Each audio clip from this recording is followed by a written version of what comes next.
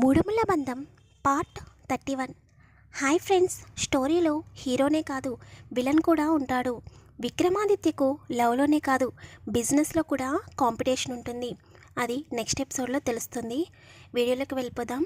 అప్పటి వరకు తన కాలికి తగిలిన దెబ్బ వలన వస్తున్న పెయిన్కి వైష్ణవి కళ్ళల్లో నీళ్లు తిరిగితే విక్రమ్ కళ్ళల్లో తనపై కనిపిస్తున్న ప్రేమను చూసి షాక్ అవుతుంది వైష్ణవి. కానీ విక్రమ్ అవేమీ పట్టించుకునే స్థితిలో లేడు. వెంటనే ఫస్ట్ ఎయిడ్ తీసుకువచ్చి వైష్ణవి కాలుని పట్టుకోబోతాడు. విక్రమ్ కాలు పట్టుకుంటున్నాడని తెలిసి వైష్ణవి వెనక్కి కాలు పెట్టగానే సీరియస్గా వైష్ణవి వైపు ఒక లుక్ ఇస్తాడు విక్రమ్.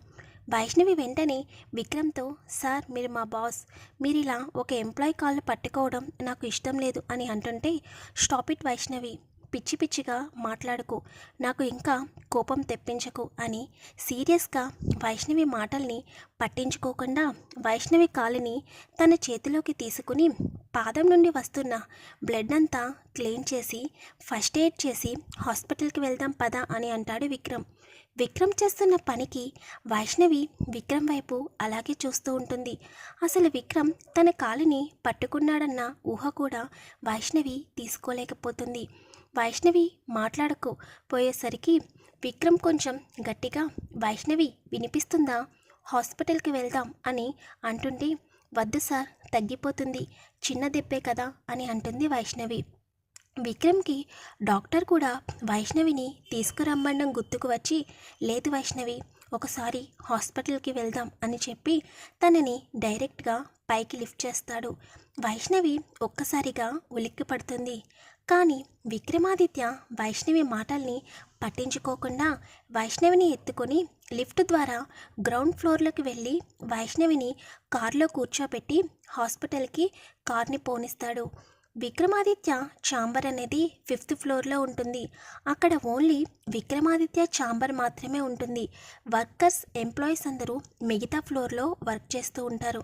కాబట్టి విక్రమాదిత్య వైష్ణవిని తీసుకువెళ్ళడం ఎవరూ చూడలేరు. వైష్ణవి విక్రమాదిత్య తనపై చూపిస్తున్న కేరింగ్ని ఎలా అర్థం చేసుకోవాలో అర్థమవ్వక విక్రమాదిత్య వైపు అలాగే చూస్తూ ఉంటుంది. విక్రమాదిత్య కళ్ళల్లో తనపై ప్రేమ కనిపిస్తూ ఉంటే వైష్ణవి ఎటూ పోల్చుకోలేని స్థితిలో ఏమీ మాట్లాడకుండా కారులో మౌనంగా కూర్చుంటుంది. కొంత సమయం తర్వాత విక్రమాదిత్య వైష్ణవిని హాస్పిటల్కి తీసుకువచ్చి ఇంతకుముందు వైష్ణవిని ట్రీట్ చేసిన డాక్టర్ దగ్గరికి తీసుకువెళ్తాడు. లేడీ డాక్టర్ వైష్ణవిని చెక్ చేసి నర్స్ని పిలిపించి ముందు కాలికి అయిన గాయానికి ట్రీట్మెంట్ ఇచ్చిన తర్వాత వైష్ణవిని కొంచెం సేపు బయట కూర్చోమని చెబుతుంది. విక్రమాదిత్య వైష్ణవిని బయట ఉన్న చైర్లో కూర్చోబెట్టి తను డాక్టర్ దగ్గరికి వెళతాడు. డాక్టర్ విక్రమాదిత్యతో తన తలకి స్కానింగ్ తీయాలి, వైష్ణవికి చెప్పారా అని అడుగుతుంది డాక్టర్. లేదు డాక్టర్, తనకి చెప్తే తను ఒప్పుకోదు, మీరే డైరెక్ట్గా నర్స్ని పంపించి స్కానింగ్ రూమ్లోకి పంపించండి అని చెబుతాడు విక్రమ్. డాక్టర్ ఓకే అని చెప్పి నర్స్ని పిలిపించి బయట ఉన్న అమ్మాయికి తలకి స్కానింగ్ చేయమని చెబుతుంది. ఆ నర్స్ బయట ఉన్న వైష్ణవి దగ్గరికి వెళ్ళి, మేడం ఒకసారి మీరు నాతో రండి అని అంటుంది. వైష్ణవికి ఏమీ అర్థం కాదు. వైష్ణవితో మళ్ళీ విక్రమాదిత్య వెళితే వైష్ణవి ఒప్పుకోదని విక్రమాదిత్య వైష్ణవిని దూరం నుండి చూస్తూ ఉంటాడు. వైష్ణవి నెమ్మదిగా అడుగులో అడుగు వేసుకుంటూ నర్సు వెనుక వెళ్తుంది. నర్సు ఒక స్కానింగ్ రూమ్కి తీసుకువెళ్ళి అక్కడ ఉన్న బెడ్పై వైష్ణవిని పడుకోమంటుంది. అసలు ఏం జరుగుతుందో వైష్ణవికి అర్థం కాక అలాగే చూస్తూ ఉంటే, మేడం కొంచెం సేపు ఏమీ మాట్లాడకండి ఈ రూమ్లో అని చెప్పి వైష్ణవి తలకి స్కానింగ్ తీస్తుంది. విక్రమాదిత్య ఇదంతా చేయిస్తున్నాడని వైష్ణవికి అర్థమయ్యి, ఎందుకు విక్రమాదిత్య గారు నా గతాన్ని గురించి తెలుసుకోవాలని అనుకుంటున్నారు? అదొక చేదు గతం, దాని నుండి నేను బయటపడదామని అనుకుంటుంటే మీరు ఎందుకు మళ్ళీ దానిని గుర్తుకు చేస్తున్నారు అని బాధపడుతూ ఉంటుంది. కొంత సమయం తర్వాత స్కానింగ్ అయిపోయిన తర్వాత వైష్ణవి మళ్ళీ అదే ప్లేస్లో కూర్చుంటుంది. వైష్ణవి కళ్ళు మూసుకుని చైర్ వెనక్కి వాలి తన తలకి ఎలా దెబ్బ తగిలిందో గుర్తుకు తెచ్చుకుంటుంది. వైష్ణవి తలకి దెబ్బ తగిలింది. ఇప్పుడు నేను మీకు చెబుతాను. వైష్ణవి గతంలో ఒక చిన్న పార్ట్ మాత్రమే ఇది. ఇంకా వైష్ణవి గతాన్ని పూర్తిగా చెప్పడం లేదు. వైష్ణవి గతంలోకి వెళ్దాం. వైష్ణవి బాల్కనీలో నుండి ఆకాశం వైపు చూస్తూ తన తల్లిదండ్రుల గురించి బాధపడుతూ ఉంటుంది. తనని ఎందుకిలా రాక్షసుల మధ్య ఒంటరిగా వదిలేసి వెళ్ళిపోయారు అని కన్నీరు పెట్టుకుంటూ ఉండగా ఒక వ్యక్తి వచ్చి వైష్ణవిని వెనుక నుండి హగ్ చేసుకుంటాడు. వైష్ణవి ఒక్కసారిగా ఉలిక్కిపడి ఆ వ్యక్తిని వెనక్కి తోసేస్తుంది.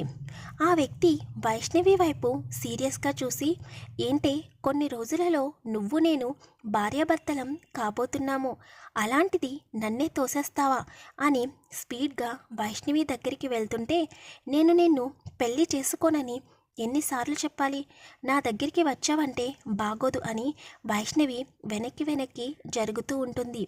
పోనీలే ఏడుస్తున్నావని చెప్పి దగ్గరికి వస్తే నన్నే తోసేస్తావా, ఇంకెన్ని రోజులు, కొన్ని రోజులాగితే నీ మెడలో 3 ముళ్ళు వేసి అప్పుడు చెబుతా నీ పని, అప్పుడెలా తప్పించుకుంటావో నా దగ్గర నుండి అని ఆ వ్యక్తి రాక్షసంగా నవ్వుతూ ఉంటాడు. వైష్ణవికి ఆ వ్యక్తి యొక్క నవ్వనేది భయాన్ని కలిగిస్తే బాల్కనీలో నుండి త్వరగా బయటికి రావాలని తన రూంలోకి పరిగెడుతుంది. ఆ వ్యక్తి కూడా వైష్ణవిని పట్టుకోవాలని వైష్ణవి వెనకే వస్తూ ఉంటాడు. వైష్ణవి ఉండేది ఒక పెద్ద బంగ్లా. వైష్ణవి రూమ్ పైన ఉంటుంది. వైష్ణవి ఉన్న రూమ్ నుండి కింద హాల్లోకి స్టెప్స్ ఉంటాయి. హాల్ అనేది చాలా పెద్దదిగా ఉంటుంది. వైష్ణవి తన రూమ్లో నుండి మెట్ల పైనుంచి స్పీడ్గా హాల్లోకి వచ్చేటప్పుడు ఆ వ్యక్తి తన దగ్గర నుండి తప్పించుకుందని చాలా కోపంతో పక్కనే ఉన్న ఒక రాడ్ తీసుకుని చాలా స్పీడ్గా వైష్ణవి వైపు విసురుతాడు. ఆ రాడ్ అనేది వైష్ణవి తల వెనుక భాగంలో తగలడం వలన వైష్ణవి అమ్మ అని అరిచి అక్కడే స్పృహ కోల్పోతుంది. ఇప్పుడు ప్రజెంట్కి వచ్చేద్దాం. వైష్ణవి గతాన్ని తలుచుకుని ఒక్కసారిగా అమ్మ అని గట్టిగా ఉలిక్కిపడి అరుస్తుంది. ఆ అరుపుకి పక్కనే ఉన్న విక్రమాదిత్య స్పీడ్గా వైష్ణవి దగ్గరికి వచ్చి, వైష్ణవి ఏమైంది, ఎందుకంత గట్టిగా అరిచావు అని అడుగుతాడు. అప్పటికి వైష్ణవి ముఖమంతా చెమటలు పట్టాయి. విక్రమ్ వెంటనే వాటర్ బాటిల్ తీసి వైష్ణవికి ఇచ్చి, వైష్ణవి వాటర్ తాగిన తర్వాత వైష్ణవి పక్కనే కూర్చుని, ఏం జరిగింది, ఎందుకంత భయపడుతున్నావు వైష్ణవి, ఎందుకు నీ గతాన్ని గురించి నా దగ్గర దాయాలని అనుకుంటున్నావు, ఒకసారి చెబితేనే కదా నేను ఏమన్నా చెయ్యగలిగేది అని విక్రమ్ బాధగా అంటాడు. విక్రమ్ గారు, జరిగిపోయిన దాని గురించి మీరు మళ్ళీ గుర్తు చేసి నన్ను ఇంకా బాధ పెట్టకండి. అసలు నన్ను హాస్పిటల్కి ఎందుకు తీసుకువచ్చారు, ఇప్పుడు ఎందుకు స్కానింగ్ చేయించారు, ఎందుకు మీరు నాపై ఇంత కేరింగ్ చూపిస్తున్నారు, ప్లీజ్ నాకు దూరంగా ఉండండి, నాకు దగ్గరగా ఉంటే మీరు కూడా ప్రమాదంలో పడతారు, ప్లీజ్ అని వైష్ణవి విక్రమ్ని పట్టుకుని ఏడుస్తుంది. విక్రమ్ వైష్ణవి చుట్టూ చేతులు వేసి గట్టిగా పట్టుకుని, వైషు ప్లీజ్ ఏడవకు, నేనెప్పుడు నీ గతాన్ని గుర్తు చేయను, నువ్వు అనవసరంగా ఎక్కువగా ఆలోచించకు, ఎక్కువగా ఆలోచించి స్ట్రెస్ ఫీల్ అవ్వకు అని వైష్ణవికి చెబుతూ ఉంటాడు. వైష్ణవికి విక్రమ్ గుండె చప్పుడు వినిపిస్తూ ఉంటుంది. విక్రమ్ తన గురించి టెన్షన్ పడుతున్నాడని తెలుసుకుని నెమ్మదిగా విక్రమ్కి దూరం జరుగుతుంది. కానీ విక్రమ్ వైష్ణవి దూరం జరగకుండా అలాగే వైష్ణవి చుట్టూ చేతులు వేసి, ఎక్కడికి కదలకు, ఇలాగే ఉండు అని చెప్పి వైష్ణవిని అలాగే హగ్ చేసుకుని చైర్లో కూర్చుని ఉంటాడు.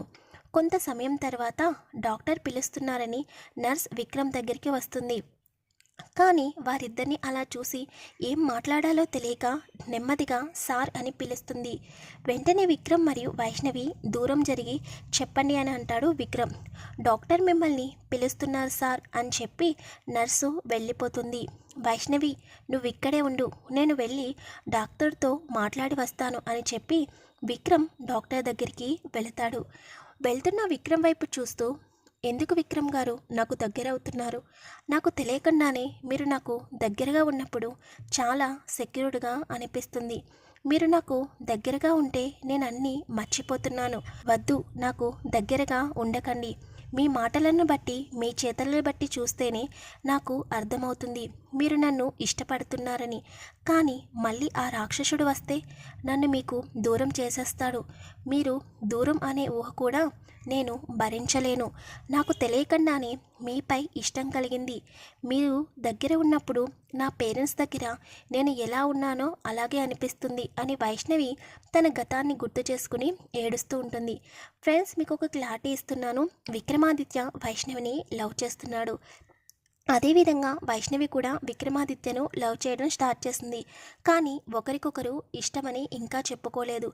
మరి వీళ్ళిద్దరి బంధం ఇలాగే కొనసాగుతుందా? వైష్ణవి అంటున్న ఆ రాక్షసుడు ఎవరు? రిత్విక్ వచ్చిన తర్వాత ఏం జరుగుతుంది? కొత్తగా వచ్చిన రిషి ఎవరు? వీటన్నింటి గురించి ముందు ముందు ఎపిసోడ్స్లో క్లారిటీ వస్తుంది. స్టోరీలో ట్విస్టులు లేకపోతే స్టోరీ అనేది ఎప్పుడూ బోరింగ్గానే ఉంటుంది. విక్రమాదిత్య మరియు వైష్ణవి మధ్య బాండింగ్ పెరగాలంటే విలన్స్ కూడా ఉండాలి. ప్లీజ్ స్టోరీ ఎలా ఉందో కామెంట్ చేయండి. రాంగ్ కామెంట్స్ మాత్రం ప్లీజ్ చేయొద్దు. వీడియోని లైక్ చేయండి, షేర్ చేయండి, ఛానల్ని సబ్స్క్రైబ్ చేసుకోండి.